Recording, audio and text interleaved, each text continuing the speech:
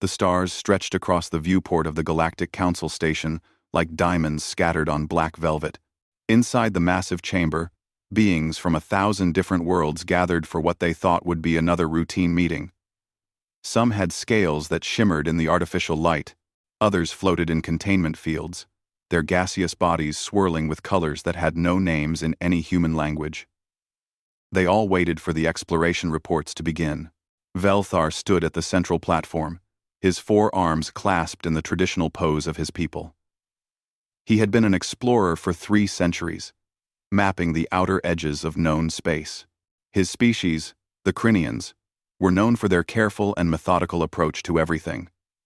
They never rushed. They never took unnecessary risks. This had kept them alive for millions of years. But today, Velthar's usual calm demeanor showed cracks of something else. Concern, maybe even fear. "Council members," he began, his voice translated instantly into 1,000 languages. "We have detected something unusual in Sector 7-4, the system you know as Sol." A murmur rippled through the chamber. Sol was marked on every star map with a warning symbol. The ancient records called it a dead zone, a place where radiation levels made complex life impossible. No one had bothered to check it in millennia. "Our scanners picked up electromagnetic signals," Velthar continued. "Strong ones. We approached carefully and found something unexpected." The main display activated, showing images of a blue and green planet. Gasps echoed through the chamber. The planet looked alive. More than alive. It looked thriving. White clouds swirled over vast oceans. Green continents sprawled across the surface. And everywhere, absolutely everywhere, were signs of civilization. "This cannot be," spoke Council Prime Torval, his ancient voice carrying the weight of 10,000 years. "That system is uninhabitable. Our ancestors confirmed this." "I thought the same," Velthar said. "But the evidence is clear. There is intelligent life on the 3rd planet. They call it Earth. And Council Prime. They are technologically active." More images flashed across the display. Massive cities, glowing with artificial light. Structures that reached toward the sky. Roads that carved through landscapes like veins. And then, the image that made the entire chamber fall silent. It was a photograph from Earth's own records, intercepted from their primitive radio signals. It showed a mushroom cloud rising over a devastated landscape. The timestamp indicated it was from their recent history, barely 80 years ago. "They split the atom," someone whispered in the crowd. "And they survived it," another added. The implications hit the council like a shockwave. In the entire recorded history of galactic civilization, only 17 species had ever developed nuclear weapons. Of those 17, 12 had destroyed themselves within a century of the discovery. The other 5 had been so traumatized by near-extinction events that they unified immediately and abandoned such weapons forever. But these humans had split the atom, used it as a weapon multiple times, and were still here. Still building. Still growing. Still divided into separate nations that competed with each other. "This violates everything we understand about technological development," said Ziranis, the Council's leading expert on emerging civilizations. "How can they have nuclear technology while still maintaining separate power structures? How have they not unified?" Velthar pulled up more data. "It gets stranger. They have multiple independent space agencies, different nations competing to reach their own moon. They achieved spaceflight while still fighting wars with each other. Far across the galaxy, on the 3rd planet of the Sol system, Day floated in the command module of the Pioneer Dawn. He was the first human to venture this far from home, leading Earth's most ambitious mission yet. The ship was humanity's pride and joy. Built with technology from a dozen nations, working together for the first time in history. "Commander Day," Hana's voice came through the comm system. She was the communications specialist, currently monitoring every frequency for any sign of anomaly. I'm picking up something odd. Energy signatures that don't match any known stellar phenomena.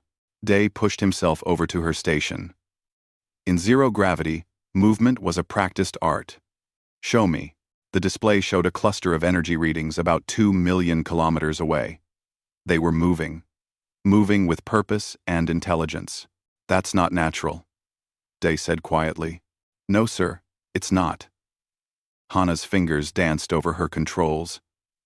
Whatever it is, it's big. Multiple objects. Each one larger than our ship. Day felt his heart rate increase. Humanity had wondered for centuries if they were alone in the universe. They had searched the stars with radio telescopes. They had sent probes to every corner of their solar system. They had found nothing but silence.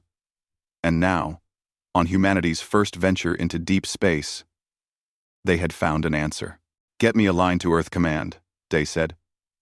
Priority Alpha. And Hana, start recording everything. Every detail. This is going to be the most important day in human history. Back at the Galactic Council Station, Velthar was presenting more findings. The data showed Earth's technological progress over the past century. The council members watched in growing disbelief as the timeline unfolded. They went from basic flight to landing on their moon in 66 years, Velthar explained. Most species take at least 500 years to make that journey. And look at this, their computer technology has advanced exponentially in just the last 50 years. How is this possible? Demanded one of the council members. Such rapid advancement should be impossible. It takes time to develop the social structures necessary to support such technology. They don't seem to need those structures, Velthar replied. Or rather, they've developed completely different structures. They advance through competition as much as cooperation. When one nation makes a breakthrough, others race to match or exceed it. This drives innovation at a pace we've never observed. Council Prime Torval raised one of his many appendages for silence. We must decide how to proceed. This species presents something entirely new. They are dangerous, clearly capable of violence, but they are also remarkable. The question is, do we make contact, or do we observe from a distance? We may not have that choice, Velthar said softly. While we've been discussing this, they've detected our fleet. One of their ships is approaching our position. Council Prime, I believe humanity is about to make first contact, whether we're ready or not. The chamber erupted in chaos. Voices from 1,000 worlds all speaking at once. Some called for immediate withdrawal. Others demanded to meet these strange, violent, fascinating creatures. A few suggested more aggressive options that were quickly shouted down. Through it all, the display continued to show images of Earth. A world of impossible life. A species that should not exist. A civilization that broke every rule the galaxy had established over millions of years. And somewhere between the stars, two ships moved toward each other. One carried humanity's dreams of finding life among the stars. The other carried the galaxy's shock at discovering that they were not alone in their uniqueness. The meeting was inevitable now. And the entire galaxy watched, wondering what would happen when two impossibilities collided. The silence on the Pioneer Dawn's bridge felt heavy. Day stared at the growing energy signatures on the display, while Hana worked frantically at her station. Back on Earth, every government was demanding answers. Every news station was broadcasting speculation. Humanity held its breath. Contact in 30 minutes, Hana announced. Her voice was steady, but Day could hear the tension underneath. They had trained for many scenarios, but not this. Not really. How could anyone train for meeting alien life for the first time? Open a channel, Day said. All frequencies. Mathematical sequences first. Just like the protocols suggest. Hana nodded and began transmitting. Prime numbers. The Fibonacci sequence. Pi calculated to 100 digits. These were the universal languages. Or so humanity had theorized. Mathematics worked the same everywhere in the universe. On Velthar's ship, alarms chimed softly. "They're transmitting," his communications officer reported. "Basic, mathematical patterns. They're trying to establish common ground." Velthar felt something like relief. At least these humans understood the basics of first contact. Respond with confirmation. Mirror their patterns, and add the next sequence. Let's see how quickly they can adapt. 17. Line. The response came back in less than 3 minutes. Not only had the humans continued the pattern, but they had also added harmonic frequencies and visual data. They were showing they understood multiple forms of communication simultaneously. "Remarkable," Velthar murmured. They learn fast. Xeranis arrived on Velthar's bridge, having transported from the council station. As the first contact specialist, this was her domain. She had conducted first contact with 27 species over her long career. Each time had been different, but they all followed certain patterns: caution, confusion, curiosity, then, slowly, understanding. "Let me see their transmission," she said, moving to the main console. She studied the data for several minutes, her expression growing more perplexed. This is unusual. They're not just sending one message.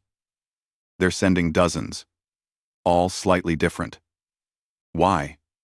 Perhaps it's a redundancy measure, Velthar suggested. Making sure we receive at least one clear signal. R10. Quote, "No, look closer." Xeranis highlighted different portions of the transmission. Each variation uses different mathematical notation systems, different ways of expressing the same concepts.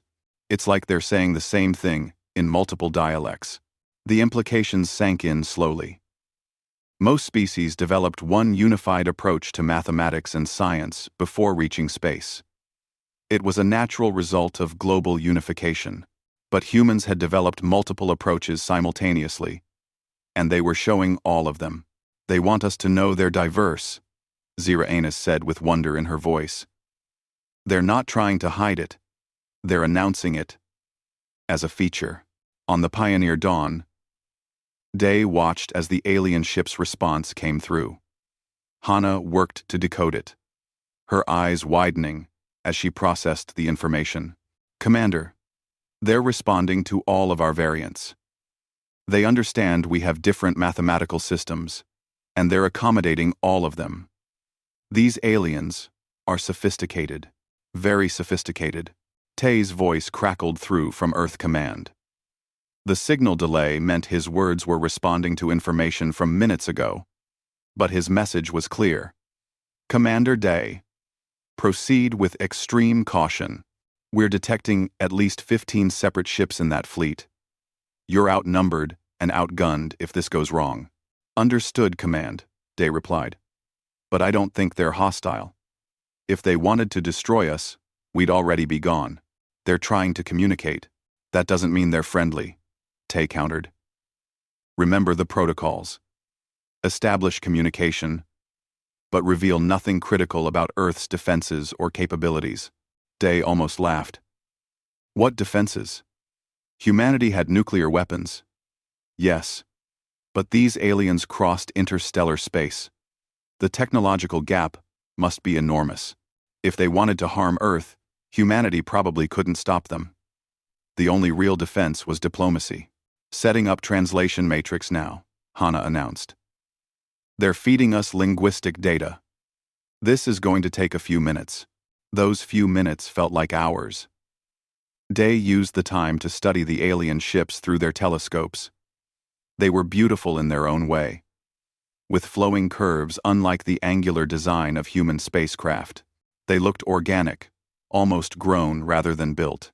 Finally, Hana's console chimed. "Translation matrix established." "Commander, we can talk to them now." Day took a deep breath. He thought about all of humanity behind him. Billions of people who had wondered about this moment. Scientists who had searched the stars for decades. Children who had dreamed of meeting aliens. And now it fell to him to speak first. This is Commander Day of the United Earth ship Pioneer Dawn. We come in peace, representing the people of Earth. We welcome contact with you. The response came after a brief pause. This is Explorer Velthar of the Crinian Survey Fleet, operating under the authority of the Galactic Council. We acknowledge your peaceful intentions. We have many questions about your species and your world. As do we. Day replied. May I ask how you found us? We've been searching for other life for a long time. Another pause. Day wondered if it was translation lag or if Velthar was carefully choosing his words. Your system was marked as uninhabitable in our records. We detected unusual electromagnetic emissions and investigated. We did not expect to find a thriving civilization. Your existence is surprising to us. Surprising. That was an understatement, Day thought. If their system was marked uninhabitable, what did that mean for Earth's future with these aliens? We'd like to propose a meeting, Velthar continued. A delegation from our fleet would visit your ship, and perhaps you could send representatives to ours. This would allow us to better understand each other. Day glanced at Hana, who nodded encouragement. This was the moment. The first physical meeting between humans and aliens. We accept your proposal, Day said. When would you like to meet?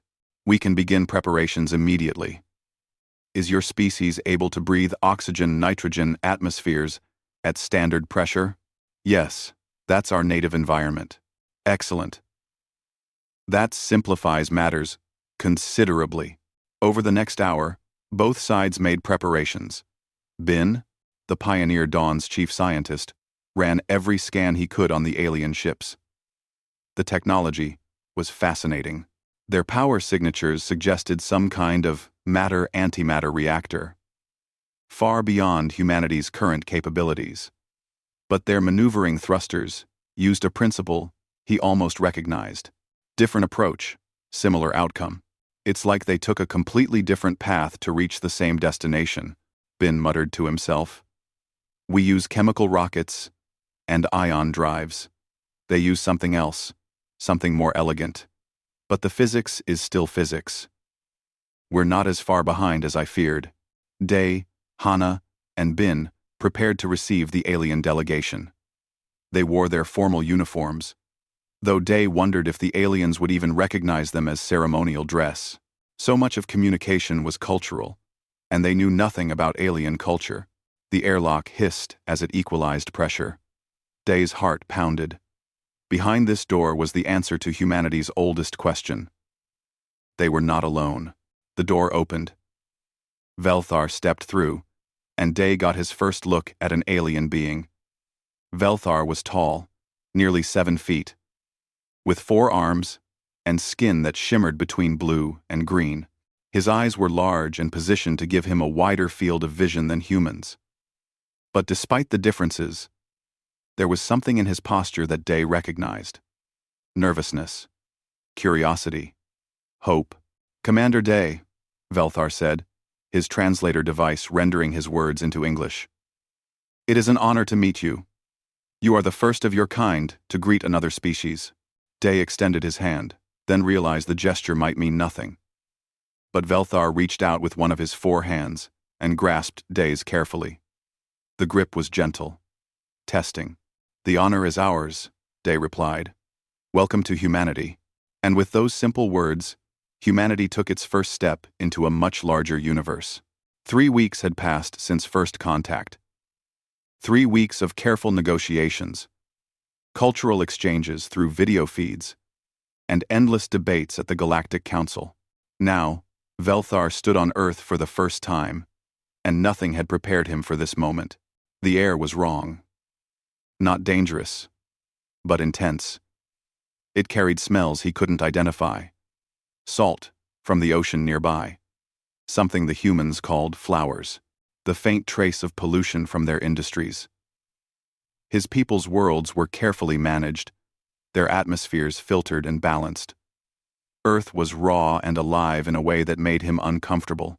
Welcome to Geneva, said Sora, the human assigned as their cultural ambassador. She was smaller than Day, with dark hair pulled back and eyes that seemed to notice everything. This is neutral territory, where our United Nations meets. We thought it would be appropriate for this occasion. Velthar looked around at the gathered humans. Thousands of them lined the streets, held back by barriers. They were loud. So loud. Cheering. Shouting. Waving colorful pieces of cloth. Some held signs with words he couldn't quite translate. Others pointed devices at him, capturing images. "They're excited to meet you," Sora explained, noticing his reaction. Many of them never believed this day would come. "Your people are very expressive," Velthar managed. In Krinian culture, such open displays of emotion were considered inappropriate, but he was learning that humans were different in almost every way. The delegation entered the building where Earth's leaders waited. More humans than Velthar had ever seen in one place. They represented different nations, different ideologies, different everything. Yet somehow, they had agreed to meet together. "Before we begin formal discussions," Sora said, "we've prepared a presentation about human history. We want you to understand where we came from." What followed shocked Velthar to his core. The presentation showed humanity's journey from primitive tribes to modern civilization. But unlike the peaceful development of every other species in the galaxy, humanity's path was marked by constant conflict. Wars. Thousands of them. Some small, some engulfing entire continents. "Why?" Velthar asked, unable to contain himself. "Why did you fight so much?" Yoon, a human historian, stepped forward to answer. He was older, his hair gray, his face marked with lines that humans developed with age. Many reasons. Resources, territory, ideas, religion. Sometimes we fought because we believed different things about how to live. Sometimes we fought because we were afraid of each other. And sometimes we fought simply because we didn't know any better. But you survived. Ziranis, who had accompanied Velthar, said quietly, "That's what I don't understand. How did you not destroy yourselves?" "We came close," Yoon admitted. "Several times. The nuclear weapons you saw evidence of, we came within minutes of using them to destroy each other completely. But somehow, at the last moment, we always chose to step back from the edge. We chose to keep talking instead of fighting." The presentation continued. It showed human art, music, literature, things that made Velthar's translator struggle because they had no direct equivalent in galactic culture. The humans created things for beauty, for emotion, for no practical purpose except to express themselves. "This is a human orchestra," Sora explained as they watched a video. Hundreds of humans with instruments, creating sounds that somehow worked together. The music made Velthar feel things he had no names for. Joy and sadness at the same time. Longing. Hope. Longing. "Asp. Do your people make music?" Sora asked. "We have." "Mathematical harmonies," Velthar said slowly. "Efficient sound patterns for communication and data transfer. But this is something else entirely." Day joined them for the next part of the tour. They visited a hospital, and Velthar wished they hadn't. The things humans did to heal each other seemed barbaric. Cutting into bodies, injecting chemicals that killed disease, but also harmed the patient, replacing organs with mechanical devices or organs from other humans. "Why not use genetic correction?" Ziranis asked, horrified. "Why not prevent the diseases before they start?" Bin, who guided this part of the tour, shook his head. "We don't have that technology yet. We're working on it. But for now, we have to fix problems after they happen. So we learned surgery. We learned to fight disease with whatever tools we had. Do-s. It must be so painful," Velthar said quietly. "It is," Bin agreed. "But pain is temporary. Death is permanent. So we accept the pain to survive." That evening, they shared a meal. This was perhaps the strangest experience of all. Velthar's people consumed nutritional supplements, carefully balanced to provide exactly what their bodies needed. Efficient, logical, humans ate for pleasure. The table was covered with dishes from around the world. Sora explained each one. This is kimchi from Korea. This is pasta from Italy. Here's curry from India. End quote. We have tacos from Mexico, sushi from Japan, bread from France.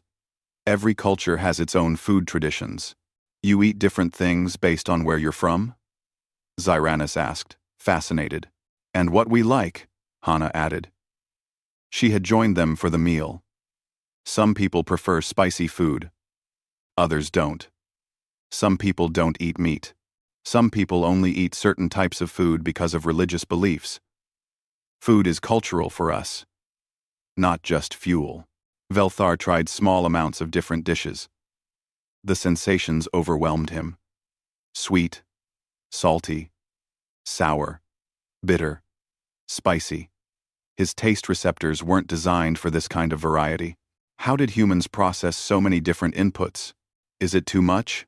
Day asked with concern. It's intense, Velthar admitted. But not unpleasant. I'm starting to understand something about your species. You don't just survive. You experience. You feel everything deeply. That's probably our biggest strength and our biggest weakness, Day said thoughtfully. We feel things strongly. It makes us passionate, creative, and sometimes irrational. Our emotions drive us to do great things and terrible things. Later, Velthar stood on a balcony overlooking the city as night fell. Geneva lit up like stars brought down to earth.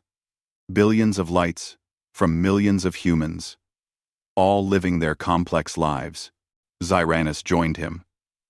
I've been analyzing the data, she said quietly. Do you know how many languages humans speak? Over 7,000. 7,000 different ways of expressing thoughts. Most species unify their language within centuries of developing writing.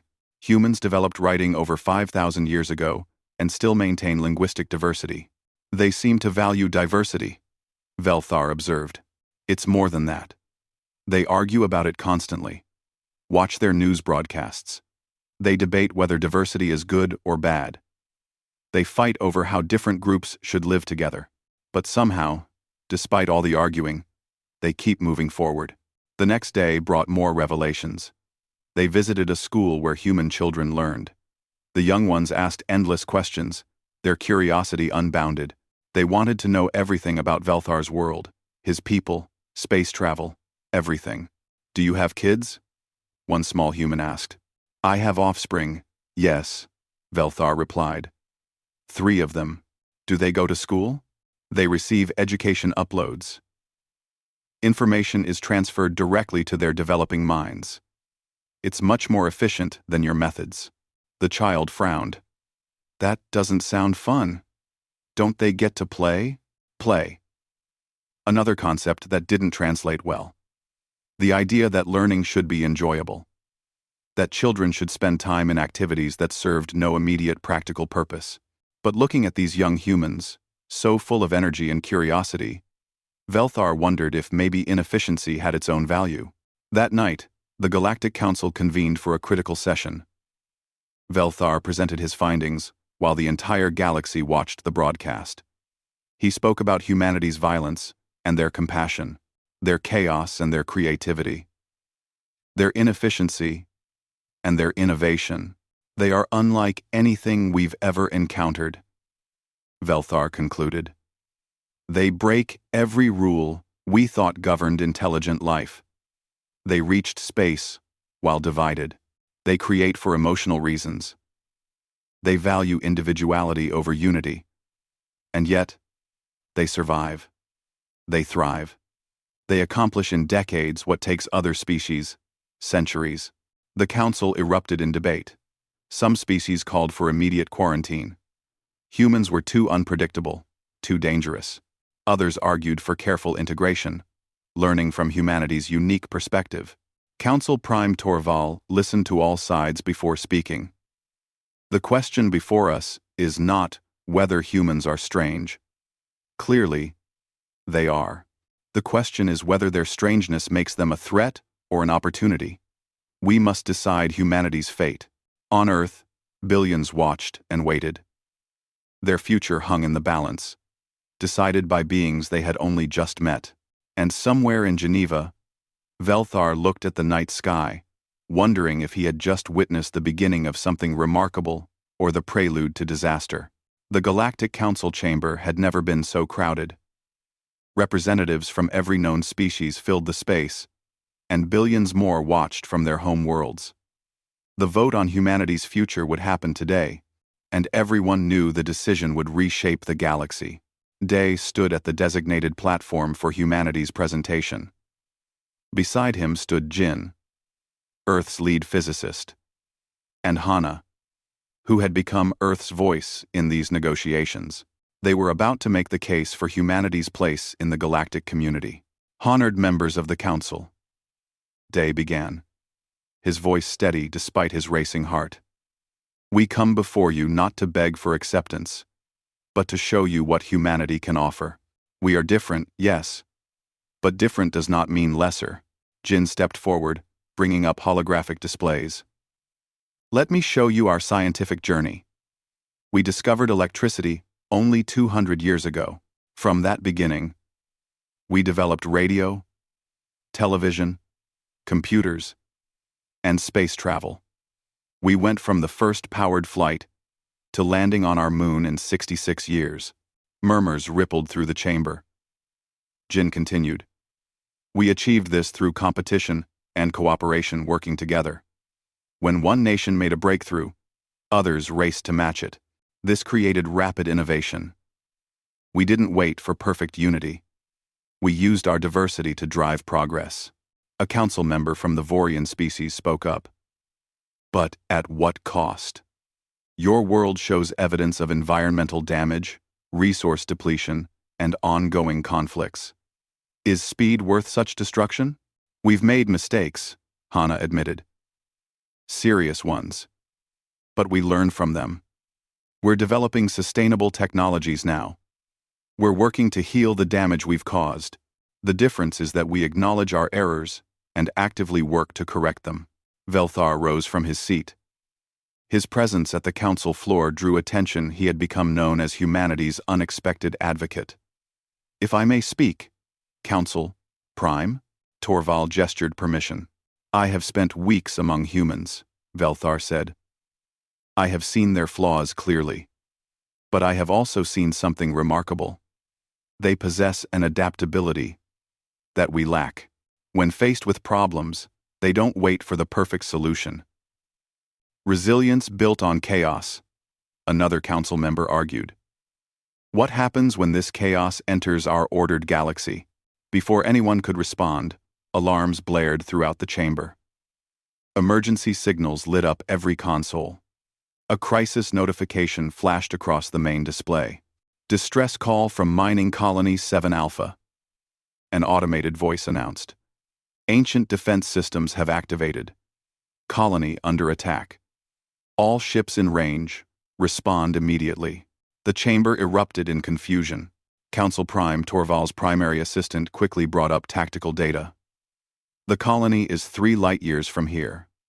Our nearest fleet would take 6 hours to arrive at maximum speed. 1. What activated the defense systems? Torval demanded. Unknown. The colony was surveying old ruins. They must have triggered something. The automated weapons are not responding to shutdown codes. Velthar checked his own display and felt his heart sink. Council Prime. There is a ship closer. The human vessel, Pioneer Dawn, is only 20 minutes away at their current position. All eyes turned to Day. He was already pulling up the same data on his communicator. His expression grim. Commander Day, Torval said carefully. Your ship is not obligated to respond. This is not your colony. And we have no formal agreement requiring your aid. Day looked at Jin and Hana. No words needed to be spoken. They all knew what came next. With respect, Council Prime. There are people dying. That's all we need to know. Day touched his communicator. Pioneer Dawn. This is Commander Day. Plot intercept course for Colony 7 Alpha. Maximum speed. Battle stations. Commander. Tay's voice came through from the ship. Those defense systems are ancient technology. Likely far beyond our capabilities. This could be suicide. Noted. Proceed anyway. The council chamber fell silent as everyone watched the tactical display. The tiny blip, representing Pioneer Dawn, changed course, accelerating toward the crisis. They're really going, someone whispered.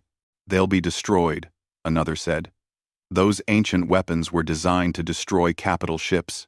On Pioneer Dawn, Tay coordinated with his crew.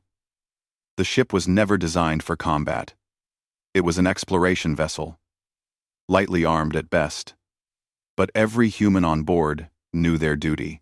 20 minutes to intercept, the navigator called out. I'm picking up weapons fire. Multiple defense platforms. They're using some kind of directed energy weapons. Nothing like our current technology. Bin studied the data streaming from the colony's last transmissions. The platforms are targeting based on electronic signatures. They identify modern shield frequencies and adjust their weapons to penetrate them.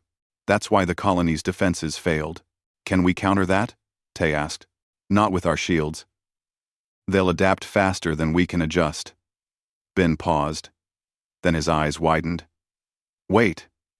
What if we don't use shields? With fiver side. Minus part. With fiver side. With fiver side. With fiver side. With fiver side. With fiver side. With fiver side. Are you insane? We'll be defenseless. No, listen. These systems are ancient, right? They're designed to fight ships with electronic shields, sensor arrays, and computer-guided weapons. They'll analyze our ship and adapt their targeting. But what if we give them nothing to analyze? Tay saw where he was going. You want to go manual. Everything manual.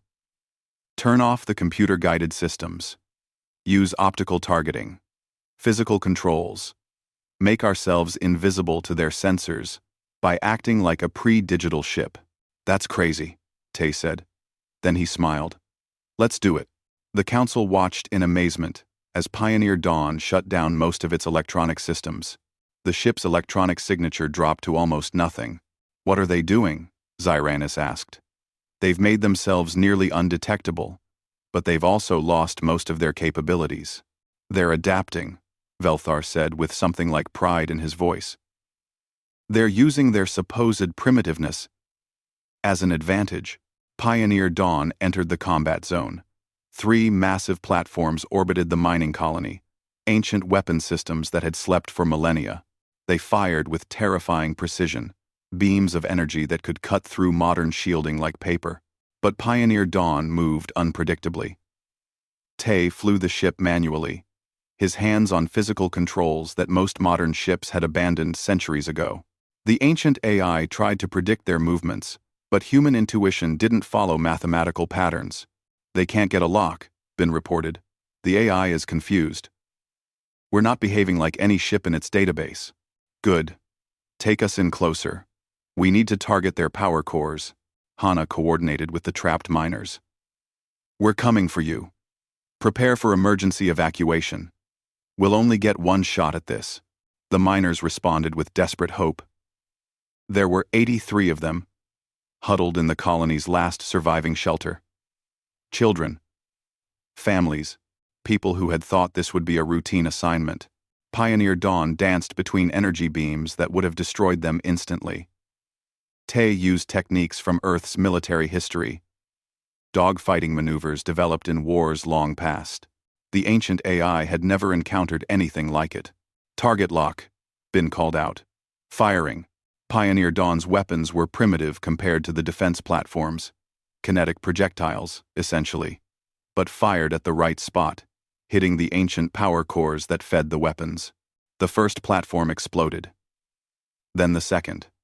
The third tried to rotate toward them. But Tay was already moving. putting the colony between them and the weapon. "Get those miners aboard," Tay ordered. Wu, the ship's engineer, coordinated the evacuation. The mining colony's escape pods launched toward Pioneer Dawn. One by one, they docked. One by one, families were pulled to safety. The third platform finally got a clear shot. Energy built in its weapon array. "We're not going to make it," the navigator said quietly. "Yes, we are." Tay pushed the engines beyond their rated limits. Warning alarms screamed. The ship shuddered. The last escape pod locked into place just as the platform fired. But Pioneer Dawn was already moving. Already gone. The energy beam cut through space, where they had been a second before. "All miners aboard," Wu reported. "We've got them all." Tay allowed himself a breath. Then he saw the third platform tracking them, building up for another shot. But before it could fire, a massive Galactic Council battleship dropped out of hyperspace and destroyed it with a single volley. "Pioneer Dawn. This is Council Fleet Admiral Kren. Stand down. We'll take it from here." Back at the Council chamber, everyone watched the rescue operation complete. 83 lives, saved by a ship that had no business succeeding. Saved by humans using tactics and technology that should have been obsolete. Council Prime Torval looked at Day, who had watched the entire event with his fists clenched. "Your people just risked their lives for strangers," Torval said slowly. "They used primitive methods to defeat advanced technology. They succeeded where logic said they should have failed. That's what humans do," Day replied simply. "We don't always do things the smart way. But we do them anyway." The council chamber remained silent for a long moment. Then, one by one, representatives began to rise. The gesture meant different things in different cultures, but the meaning was clear. "Respect. I believe," Torval said, "that we have seen enough to make our decision." Pioneer Dawn limped back toward the council station with 83 grateful miners aboard. The ship showed scorch marks from near misses, and several systems needed repair. But everyone was alive, and that was what mattered. Inside the ship, Tay finally allowed himself to feel the exhaustion. His hands still shook slightly from the adrenaline. Wu brought him a cup of coffee. Something the human crew had introduced to their alien passengers during the voyage. "The miners want to thank you personally," Wu said. "They're from the Delthon species. Apparently, in their culture, life debts are serious business. We just did what anyone would do," Tay replied. "That's the thing, Commander. Most species wouldn't have. The Council protocols say not to engage unknown ancient technology. It's too risky. We broke their rules to save their people." Back at the Council chamber, the debate had reached its conclusion. Velthar watched as species that had argued against humanity now reconsidered their positions. The rescue had changed everything. Sora stood beside him, having been allowed into the chamber for the final vote. "I think you've made it impossible for them to refuse," Velthar replied. "You saved lives at great risk to yourselves. That means something to every species here." Council Prime Torval called for order. His ancient voice carried across the chamber. "We have debated humanity's place in our galaxy for weeks. We have seen their violence and their compassion, their chaos and their creativity, their flaws and their strengths. But today, we witnessed something that transcends debate. We saw humanity in action." The display showed footage from Pioneer Dawn's rescue mission, the desperate maneuvers, the improvised tactics, the successful evacuation, and through it all, humans risking everything for people they had never met. "The question before us," Torval continued, "has always been whether humanity's differences make them too dangerous to accept. But perhaps we have been asking the wrong question. Perhaps the real question is whether we can afford to reject them." A representative from the Hytherian collective spoke up. They had been among humanity's harshest critics. "Council Prime, I must acknowledge what we witnessed. The humans demonstrated not just bravery, but tactical innovation we have not seen in millennia. They used their supposed primitiveness as an advantage. This is noteworthy. More than noteworthy, added a Vorian delegate. It reveals something about our own stagnation. We have become predictable. Our technology follows established patterns. The ancient defense systems could counter us because we are all similar, but humans think differently. Zyra Anis rose to speak. I have studied emerging civilizations for 300 years. Humanity breaks every model we have. They should not have survived their own development. They should not have reached space while divided. They should not have succeeded against those ancient weapons. But they did all of these things. Perhaps our models are incomplete. Torval looked across the chamber at the gathered species. I have led this council for 10,000 years. In that time, we have encountered 107 emerging civilizations. We have guided them, taught them, integrated them into our society. Every single one followed the same basic pattern. Unity, then technology, then space, then contact. The path was always clear. He paused, letting his words sink in. Humanity has shown us there is another path. A chaotic path. An inefficient path. A dangerous path. But also a path that leads to remarkable resilience and innovation. They offer us something we have not had in millions of years, a genuinely new perspective. Jin stood to address the council. I want to be honest with you. We're not perfect. We will make mistakes. We will challenge your assumptions and probably break some of your rules. But we will also bring new ideas, new solutions, and new ways of thinking. The galaxy is ancient and stable. Maybe too stable. We can help shake things up. That is precisely what concerns some of us, another council member said. Stability has brought peace. Why risk that? Because stability can become stagnation, Velthar said, surprising himself by speaking. We follow the same patterns, think the same thoughts, live the same lives as our ancestors did millions of years ago. There is peace, yes. But is there progress? Is there growth? Nari's voice came through from Earth, broadcast to the Council. As Earth's lead military strategist, she had been following the proceedings closely. Council members, I understand your concerns about humanity's military history. We have fought many wars, but let me tell you what we learned from those wars. We learned that victory isn't just about superior weapons.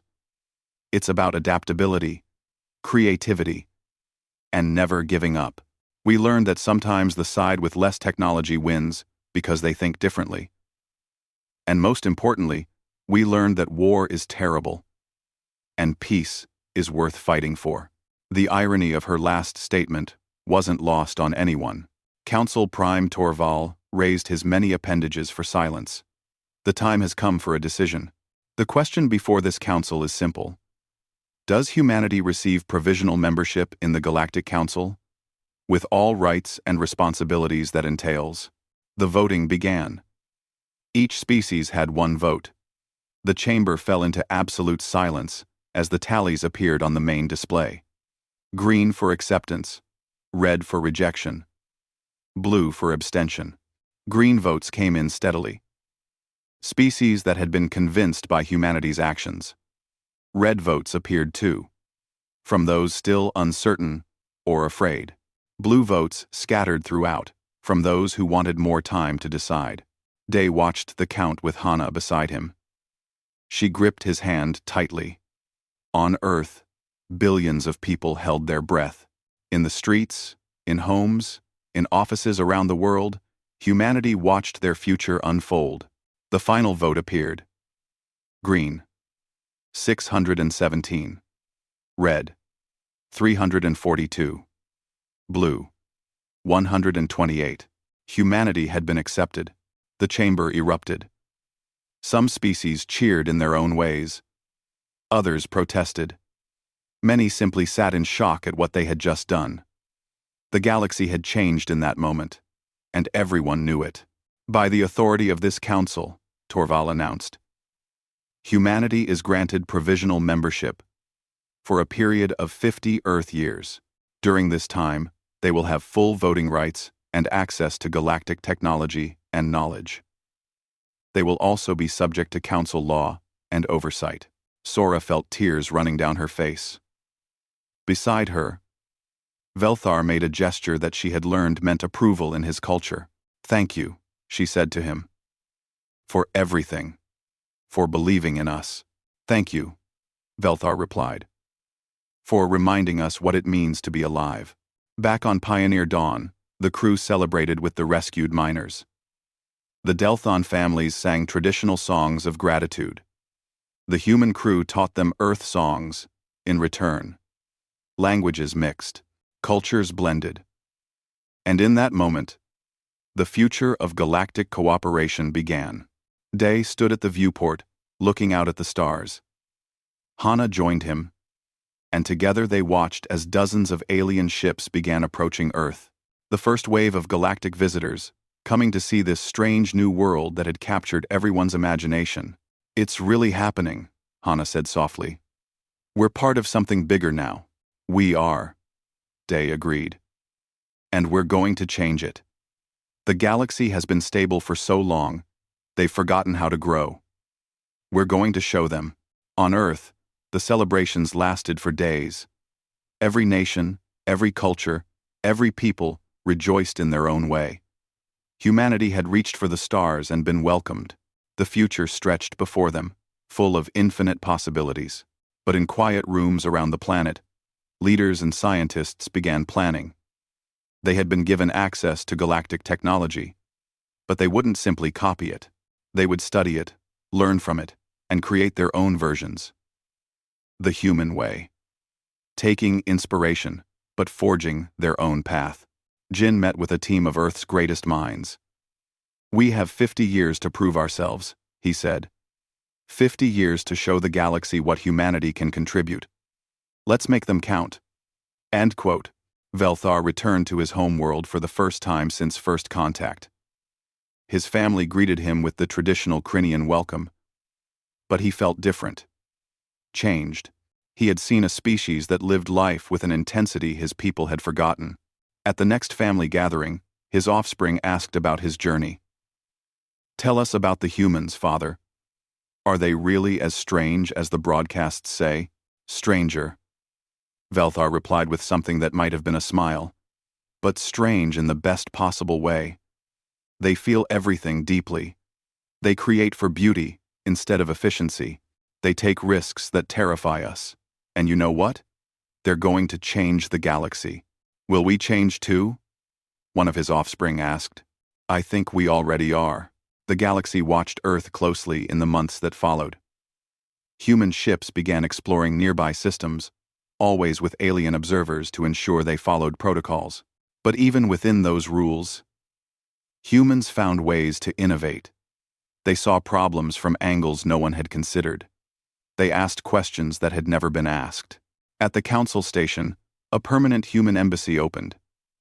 Sora became Earth's first ambassador, working tirelessly to build relationships with hundreds of species. Some remained skeptical. Others became genuine friends. All of them learned that humans were full of surprises. 1 year after first contact, Council Prime Torval called Day to a private meeting. "I wanted to tell you something," the ancient being said. "In my 10,000 years leading this council, I have seen empires rise and fall. I have seen species reach their peak and begin their slow decline. And I have watched as the galaxy became comfortable, satisfied, and ultimately static. But now," Day asked, "now there is uncertainty again, possibility. Your species has reminded us that there are always new ways to solve old problems. You have shown us that diversity creates strength, not weakness. And perhaps most importantly, you have proven that the universe still has surprises in store." Torval looked at the viewport, where Earth hung like a blue jewel among the stars. "Your world was marked as dead," he continued. "Life should have been impossible there. But life found a way. It always does. And now that life has reached the stars and reminded us all what it means to truly live." Day followed his gaze to Earth. Home. The world that refused to be dead. The world that birthed a species too stubborn to give up, too creative to be contained, too alive to be ignored. We're just getting started, Day said with a smile. And somewhere in the infinite vastness of space, the galaxy watched and wondered what humanity would do next.